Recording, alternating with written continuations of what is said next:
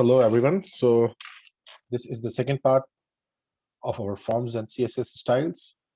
So in previous part, we developed this beautiful form that you see over here, a very beautiful form, which is again everything has been scattered and everything is like it does not look organized anything at all.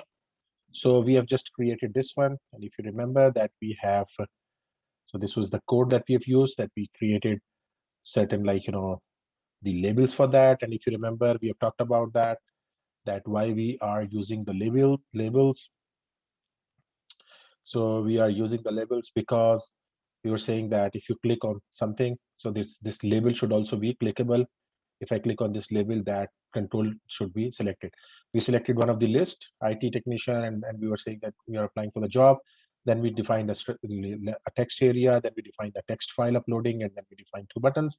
So this is something that we have created in our last class.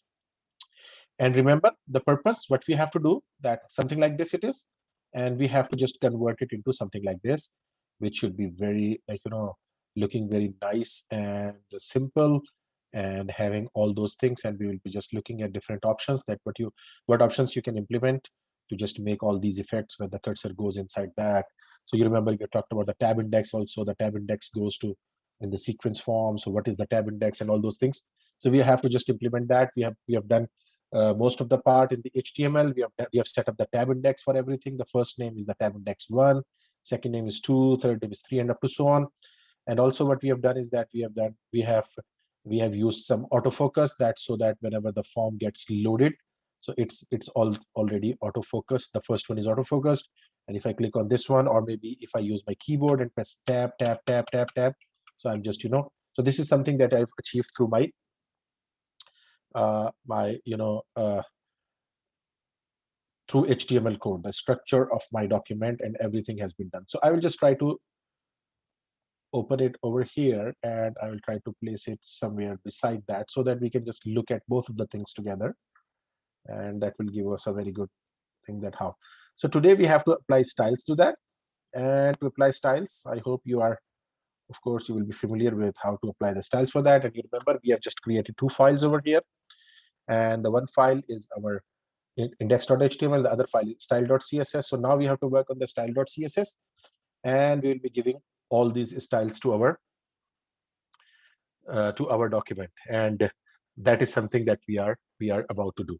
So the first thing that I want to do over here is that I want to use some fonts with it, like some of the font that I want to use here. Maybe let's go here and let's see what fonts option do we have. One of the font which is very much used, and I think I have just discussed it somewhere, Roboto font, and this looks a very good font. If you go to this is Google font. So if you just go there and you want to find out and you want to use some of them, for example, I say that I want to use this one, select the style, and this import statement that you can always use in your CSS, and just copy this one, and font family Roboto or sans serif, we have to access this in a way. So for the first thing that I'm doing is that import statement, and this import statement will does what? Like it will just import a Roboto font for me, right? So not only it will just it has that. Now we have got this imported Google API for the fonts, and now we want to use that. Okay, so we'll be just using it shortly. But before that, the first thing that we usually do, or if you have seen on most of the web pages, if you have just drilled down some of the web pages, as we were doing, we were discussing CSS, that if you go to some of the pages, you first of all you find that. So the first thing that we set is the box sizing. Now what is this box sizing? Border box. We want to have our all elements to be in that box format. If you remember, we have talked about this box format a lot, that all these elements, whenever we are using a div, we are using a form, whatever we are using, they should all occupy a border box type of model. And I'll shortly give you an example when we'll be inspecting these things, that how this works. But again, so in most of the web pages, you find that we use this box sizing, we'll do border box. So we want to give everything as a border box so that we can work on its margin and its padding and all those things together, right? So this is the first option usually you'll see in most of the most of these style sheets. Now what I want to do is that I want to apply some styles on the body, right? So you remember selector and then styles definition, the rule definition. Now the first style or first thing that I want to use here is the font family. And you remember that this font that I've taken, we can use it by using this font family, Roboto sans serif. Let me copy this one from here and let me just paste it. It's this one. So I want to use this Roboto font, right? Let's open that document. So for whole body, I want to change its font to Roboto, and you know that it will go to Roboto. If Roboto is not found, it will go to sans serif, and up to so on. The font family represents typically that type of thing. So if I just save this one and see my document, okay.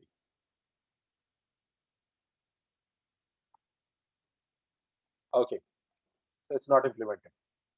And why it's not implemented, of course, I forgot to link this style sheet. I've not linked this style sheet. So you know when you have a link, when you have a style sheet and you need to link that over here. So if I go here, link relation is equal to style sheet, href is equal to style dot css, and one of the thing is type is equal to text slash css. So we are just defining a document which will be a text, and it will be just using this style dot css. So now if I save it, you see that something has changed quickly. All those fonts have become a different font altogether. You see that if I just for the time being I use a wrong word for the style.css just for understanding purpose. There is no style1.css. So you see font something like this, which looks not that great. But if I just put it this style.css, like again, this is a legitimate style sheet which is residing in our, like you know, the relative path, the relative path that we have, like in our own folder. Both of them are existing together. So what we have is that we have got this, first of all, font change, right? So the first thing that we want to do is the font change, and the other thing that we want to do is the padding. So you know, I'm expecting that we have discussed this padding with you. Like again, I'm implementing this padding is equal to 1 em. What it will do effectively is that if you see that it has implemented offsetting. So it was, if I just remove that one, or if I just make it a comment and save this, so you see that everything has been stuck to maybe to the top and to the left as well. So we basically do what, we just apply some of the padding so that our contents are a bit offset from the top and bit offset from your left. So this is something that you can do. You know, padding is implementing something inside the body. So we are talking about the inside the body. So for the timing, this is all that I want to do with the body. And now I will start talking about the form selector. Now I have got a form over here, and this is very important. We have got a form. So let's talk about this form, and let's talk about uh, something which will just make a border like around our form, 1 pixel solid, and I can say gray, for example. I want to give it a gray. So if I just save this one, you see what has happened, that now our form is basically being, you know, it's contained within a border. So I have given my form typically a border. And what is that border? This border is typically giving it, like, you know, it is just telling us that this is our form, which is everything is residing inside that one, right? And if you see that how things are very much stuck to it, so what I can do is that, again, same thing that I used over here, the padding. So what I'll do is that I'll add the padding, and this time if I go for 2 em, for example, let's check this one, 2 em. Now what has happened? Padding is again inside this form. We have implemented a space. This is called padding. When we did this padding with the body, you saw that body was like everything was, you know, it was just a stretch to the right position. So here what we have done, if I just remove that one for the time, or make comment just to show you. So you see that everything has been stuck to its borders and stuck to the left side and everywhere. So I want to have a padding inside that so that I get some space to breathe on. So this will be giving us some of the space of breathing. So breathing space is basically being provided to us, right? So this is one thing that we have done. So now we are starting to implement these different options. So if you see another property of the form right now, that if I just stretch that one, you see that form is going to maximum positions. I don't want that. I don't want my form to go to all the way, this form is going, so that it will start looking bad. So we can give a typical value to this font that it should not go more than that. So for example, for that, what we can do is that we can say max width, and you can give any arbitrary number. Maybe if I say, for example, 600 pixels, right? And alongside I can give minimum width, and I say, for example, minimum width should be 300. So it should not go anywhere less than 300, and above 600. Let me just make it 400, a bit more. So let's start from anyhow. So now if you see that, for example, if I stretch it now, you see that it's not stretching with the window, rather it is maintaining its maximum width, and it is going to the minimum width as well. If you see here, so there's a very slight difference between these two. Sorry.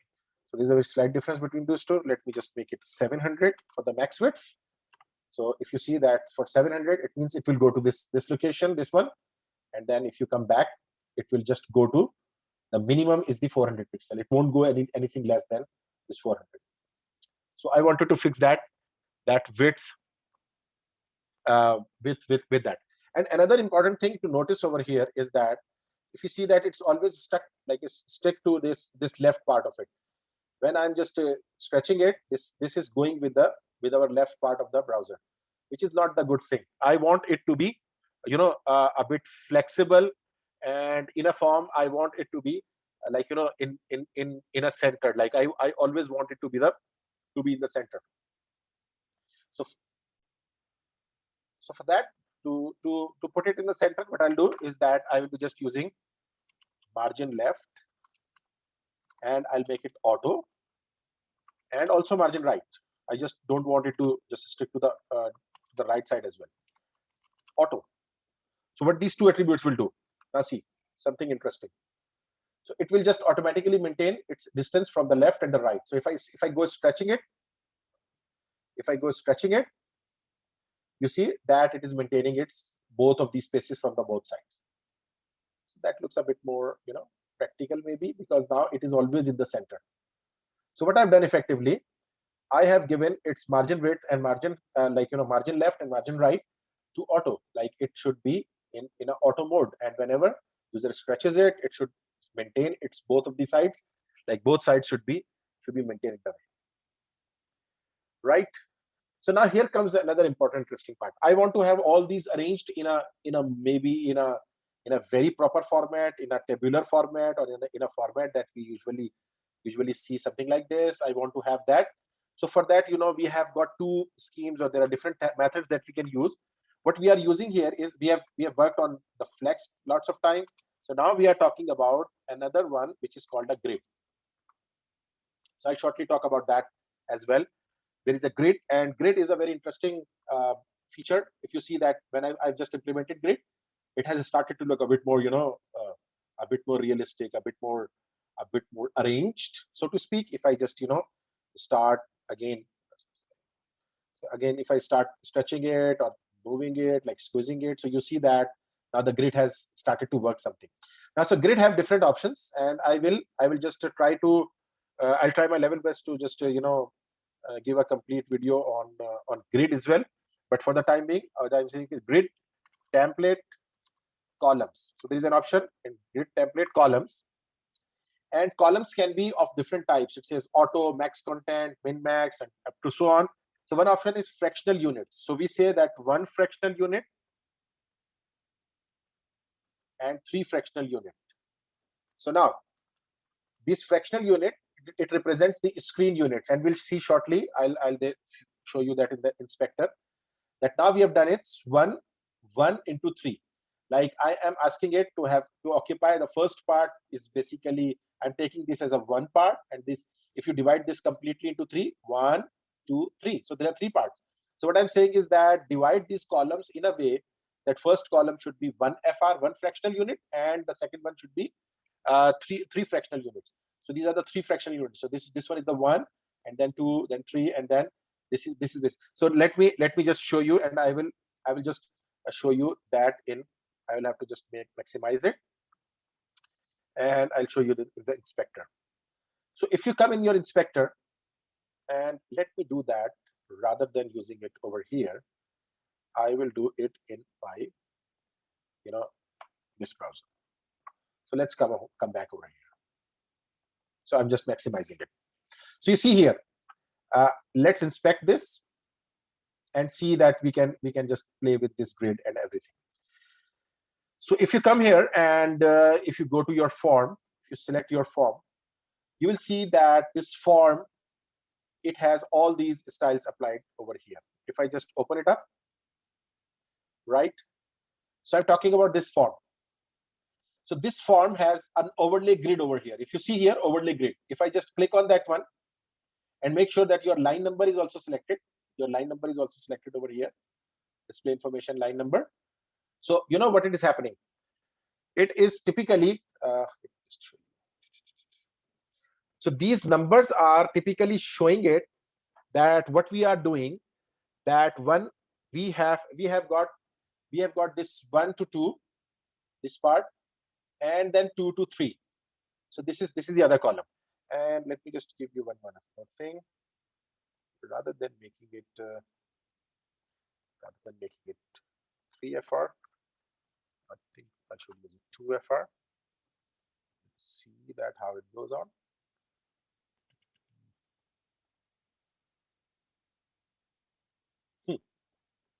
So what this numbering is doing, this is saying that this is number 1. So now what I've done is that, if you can see, what I've done is that I've given it 1 fractional unit and 2 fractional units. So the first row, first column, so to speak, will be 1 fractional unit, and the second column will be 2 fractional units. And as I said, I will be just discussing that in deeper detail somewhere else. And one more thing that I want to do over here, because of that, our the text area, which has how many columns I have defined, 30 columns. Let me just do that 20 columns right now, because I want to just make it a bit clearer. So I've just changed this 20 columns. You can see that in our HTML, we have talked about that we have that columns. So if you see here, and if I just refresh it, so basically what it is happening is that the 1 fractional part is basically coming over here, and these are the 2 parts. If you just divide it 3, so these are the 2 parts which are coming here.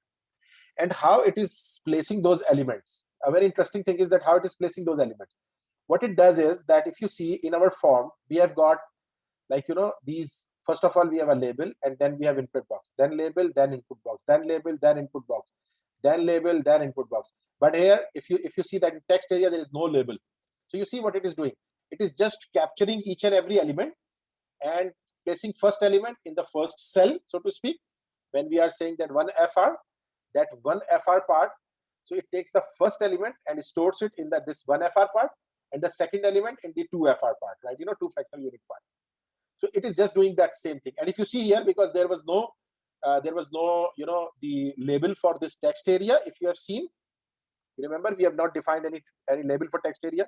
There's no label. This data list is associated with this position. So now this text area does not have any label. So what it has done is that effectively it has taken this text area over here, and this upload resume is going of course over here. Why?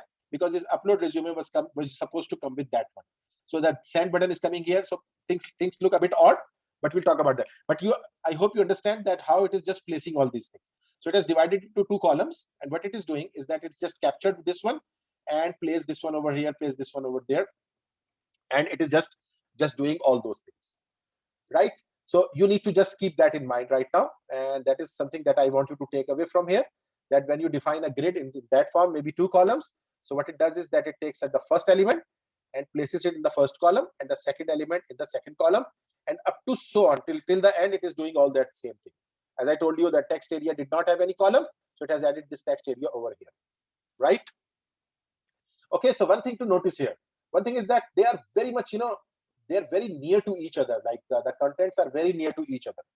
Now to handle that, we have got a very interesting option in grid. So what is that option? We can use grid gap, right? And for example, I say 20 pixel. What is that grid gap? Let's see here.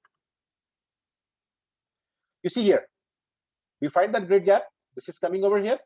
And if I just close this grid for some time, for example, if I close that, it has started to look a bit more more realistic now, right? Now what I've done, but this grid gap looks a bit bit too much. So let's try to lessen it down, maybe 15 pixel, and let's see if that makes more sense. So it's making a bit more sense now. The text like font like it looks like that they have got a realistic, but that problem is still there, and we'll try to solve that problem later on. But right now what we are doing is that we are trying to just settle all these things, right? So one thing that we have done is that we have just try to make a grid gap between these two, right? So now that is enough about for example, for the time being, that is enough for the form. And now what I want to do is that I want to work on I'll just open it up now, because sorry, so it was running over here and I want it to be in front of me, right? So I just opened that for so now I've just worked on form, and now I want to work something else. So this is the way that we work this way in our CSS, that we keep on defining the styles, and those styles keep on implementing towards. Now here I want to work on form labels. So what does that mean? I want to work on form labels. Form label means all these text which is coming over here, right? So if you want to change the font over here, maybe you can use any of the font that you want. For example, I say that I want to change this font family for the labels. So you see what will happen. For example, you have got different options, and I say, for example, Cambria I want, which does not look that good, but again, I'm just selecting that Cambria over here and do that, define that, and save it. Let's see if that looks good. Not that good, but anyhow, we're just checking few things. So what it is doing, it is just accessing all the labels from this form. So whenever we give a space and define something, what it does is that it basically takes all the labels which are inside this form and implement this one. And what we can do is that we can just change the font size as well. If I change font size, I hope by this time, as I said, that we have discussed font sizing and everything. If I do it 1.2 em, the proportional to that, and if I save that, so you see that form, that text is a bit bigger now, right? So now this text looks a bit bigger, and because of this it's look bigger. Let me just try to make it a bit short, so that space, I think it should be 13 pixel. You can just play with that. All right. So now let's maybe just understand that this is enough, and we want to work on that. So what we have done, we have just taken all the labels, and we have tried to change the font size and font size and the font family for the labels. So this is something that we wanted to work with our label, right? And now I want to work on the input text boxes and our text area. So if you want to work on the like two controls together, you know that you can use a comma in between, and then you can just mention all of them. So now the first thing that I want to do with all input boxes is that I want to make their width as 100%, right? I want them all to be the 100%. Save that. So it mostly does not show that much of a difference, but again, if I just scroll it down, it will be just they will be 100% to their relative that thing relative to their form or their parent, right? So I want that 100%. And also if I say that input text area, if you see that this E is very much, this E or this all that text, the placeholder text is very much near to that one. And what I can do is that I can implement a padding. If you remember, the padding increases the space inside that. So if I say 0.3 em, if you see that, now it looks a bit more offset. So you can just play with that, and you can have any values if you want. If you say that now I want to have a 0.4 em, for example, if you save that, so now the font will be more offset from that. So it gives you a bit of breathing space, and your text looks a bit more offset from that. Okay, so let's change its font size as well, and try to make its font size as equal to that our label that we have done, for example. If I do that, so now the font size is changed, and now it has started to look a bit more because I've changed the font size of this one, right? So it's the font size is also changed. All right. So now what else we can do? What we can do is that maybe we can implement a border with it. Border, and I can give a 1 pixel solid and maybe a light blue or something. Let's check that one. How does it look like? So light blue, it looks good. But anyhow, so if you see here what I have done, like for example, in that completed form, we have not implemented, or I've just given the gray color. So let's give it a gray color, not light blue. I'm just giving it a gray color. So gray color surrounding that, and let's check that. So you see that all of them are basically, and we can do one more thing. You would have worked on that border radius. If you want to have some radius in that, sometimes you see that your controls are a bit, a bit in a curvy form or something. So if I implement a just quarter EM, so you see that a bit of them. So if I just increase that, so let's see a very odd something 1 EM. If I do it 1 EM, you'll see a very rounded one. You see, we can just very quickly we can make these type of cool effects. If you see that in that zoom, you find this type of text boxes.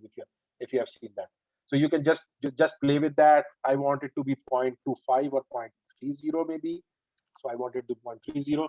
So it has a curvy look, but of course it just looks like something that. So you can just work on this input text area. So what we are doing is that we are just working on these input and text area right now. Right. So what else we want? We want whenever cursor comes inside this one, that if you see here, if I show it over here, when my cursor is coming, it's showing a light blue text, outline, and it's changing the background color. So I can work on that. And how I can work on that? If you see that I am coming here and I say input focus. So whenever any input gets the focus, not on only any input, but text area, when it gets the focus, right? Not this one. So it means if the input gets the focus or the text area gets the focus, you do something. Do what? I want to implement an outline, just like a border or something, and I say 2 pixel, for example, solid, and let's make it light blue something, and save that one. And now if you check, you see that a border is coming, which is basically coming as the when I'm just selecting that one. So whatever will be selected, it will be just giving that border over there, right? And you can even apply a background color. So if you say that its background color should be, when someone clicks on it, I want it to be light cyan, for example. I don't know how would it look like.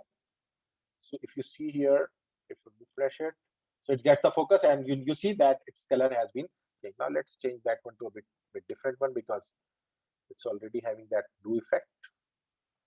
Maybe it's too much, but anyhow, let's check it.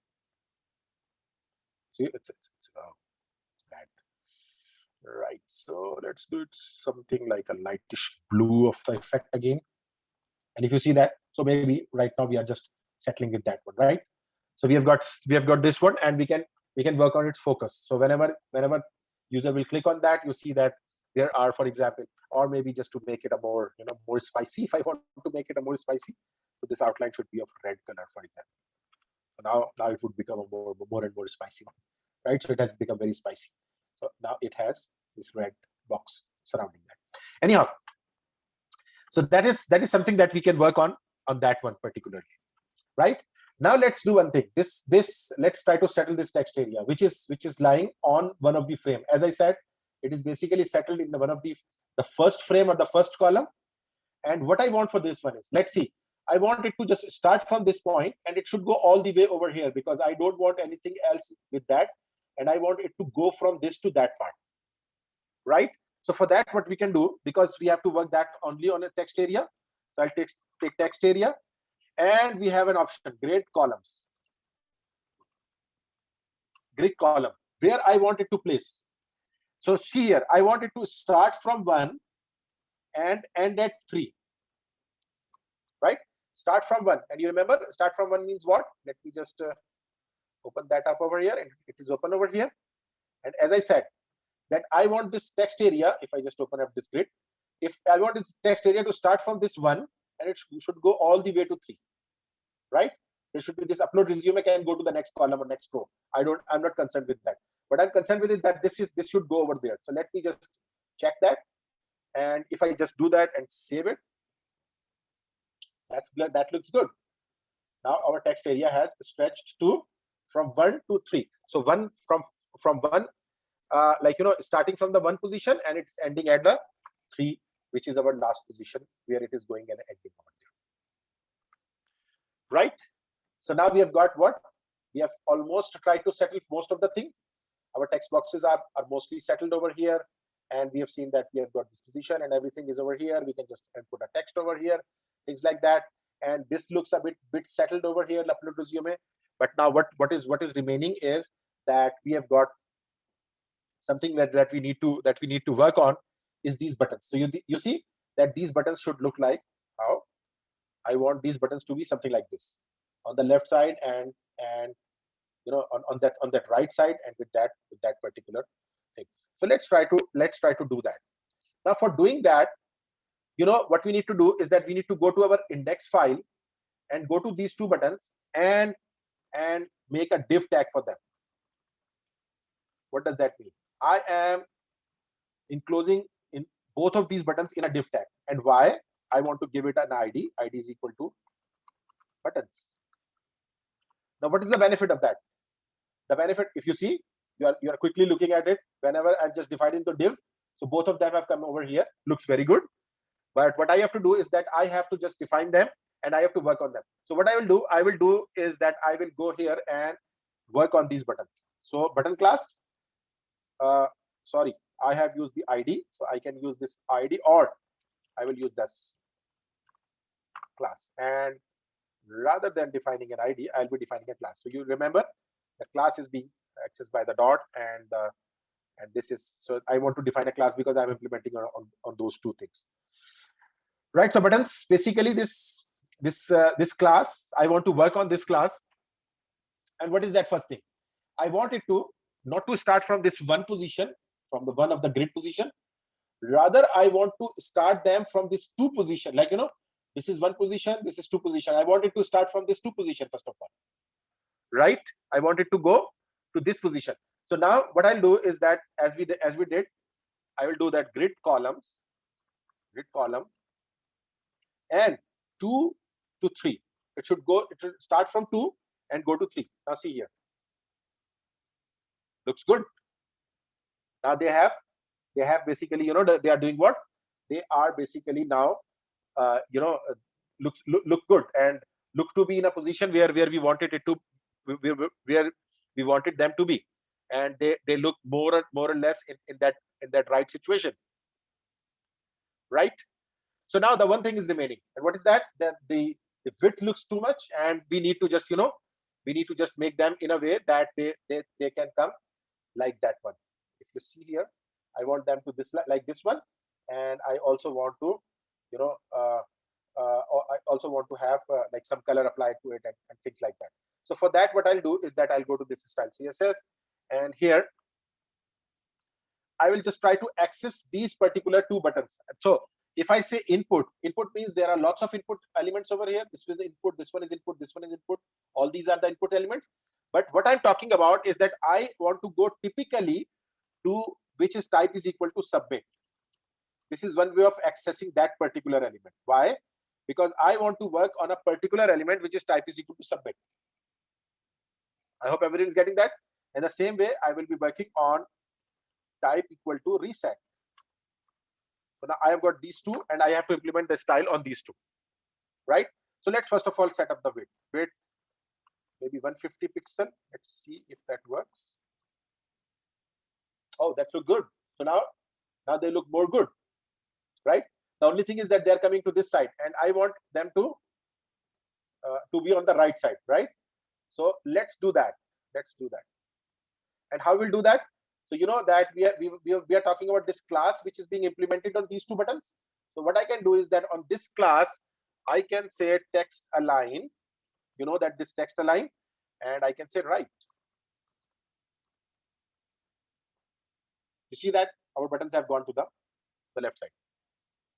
Right? So not only I have to change the width, I have changed the width of this, And I can change the background color. Maybe background color equal to, maybe you can just implement any color. You have your own choices. If I take light like this light sea green, maybe, just to change the colors of the buttons. So now this look good. And I don't want a border for that. So I will say border none. So the borders are removed. They're looking more cool now.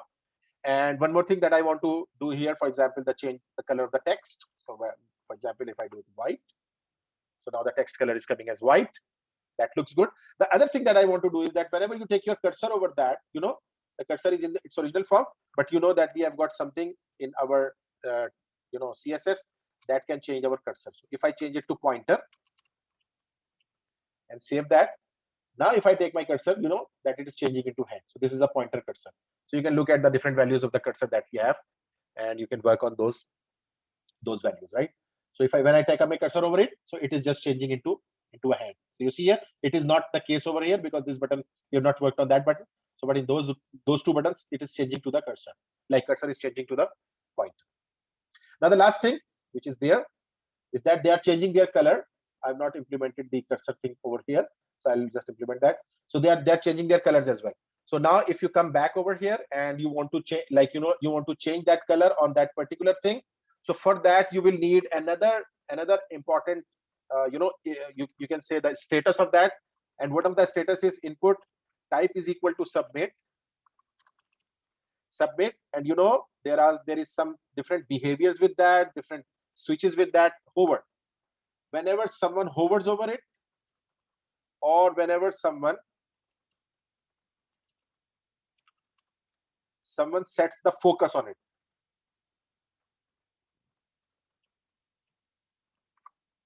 right? So whenever some user comes in and they are hovering over it, or focus means when it is selected, and hovering is that, and I have to just use the same for my reset button as well. So let me just copy and paste that one. So I just need to change the reset here, reset hover and reset focus. Now I don't need this one, rather I need this one. So what does that mean? Whenever your user cursor comes over here, I just want, for example, maybe you can do a lots of things, and I say that its background color should go to, for example, light yellow or something, which will look not that good, but anyhow, just to see the difference. So what I want, whenever someone hovers over this submit button, or whenever someone hovers over this focus button, like the reset button, its background color should be changed. So if I come here, oh, it looks very bad, it's very light. Let's change this to some darker value, maybe just to look at it. So if you see here that now it is basically now changing the cursor, right? And you can just do lots of things. You can just do that same outline sort of thing. You say 3 pixel solid, and again, just for nothing, you can just do that, something like that. So it will be a very bad impact, a very bad thing that would be coming over here, which we don't want anyhow. So that very much sums it up, and that very much says that this is a form that we have. And this form, if I just make it over here, you see that this is a form that we are working, and you have got all the power with yourself, and you can just change these styles and everything. That, let me just make it a bit bigger as well. So you have got this few little lines of codes, and now by using these lines of code, what we have done is that we have just converted a very a different form. And you remember that what was that form? You see, not this one, this type of form, we have just converted that form into something very manageable, something very interesting. And here you have all the power, as I said, that you can just work on these CSS. You can do whatever you want. You have you have so many options. You can play with those options. You can change these borders, and you can change all those things. So this is all up to you. So this is the few things that I want you to consider over here, is that this is how to access the particular input type element. We are just accessing the submit type and reset type, and we are doing what? We are implementing that particular thing. So if I had done only input, the input elements, all those other input elements would have been affected. And it's same here when I'm saying that whenever it gets a focus, you have to just work on that. So I hope you have enjoyed that, and I hope you understood that all. and you can, as I said, you can play as much as possible. You want to have more fonts, you can import those fonts over here. You can import your, the style fonts or fonts and anything, you can import them over here as well. So this is all up to you. So this is our final product right now, which is very much, responsive as well, responsive in a way that if I'm looking at a mobile phone, for example, it is just coming this way, or maybe if you can just work on, so whatever options that you could work on. So thank you very much, and have a good day, and I will try to just create some more content for you.